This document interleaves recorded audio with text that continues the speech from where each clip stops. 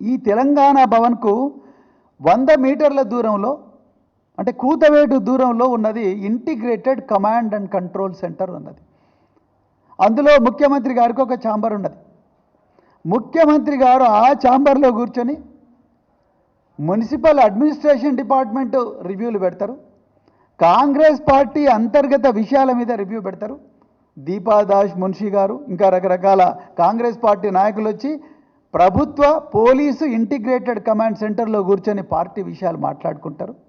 Hyderabad central university భూముల కబ్జాల గురించి, దానికి విడుదల చేయాల్సిన జీవోల గురించి, విద్యార్థులను అరెస్టు చేయాల్సిన విషయాల గురించి, ఆ భూమిని ఎట్లా 400 ఎకరాలు ఎట్లా కబ్జా చేయాలనే దాని మీద ఇంటిగ్రేటెడ్ పోలీస్ కమాండ్ సెంటర్ దాంట్లో మీటింగ్ పెడతారు. కానీ మహిళల రక్షణ గురించి ముఖ్యమంత్రి గారు మీటింగులు పెట్టిన దాఖలాలు లేవు. ఉంటే గౌరవ ముఖ్యమంత్రి గారిని మేము బీఆర్ఎస్ పార్టీ తరఫున కోరుతున్నాం, బయట పెట్టండి రికార్డ్స్.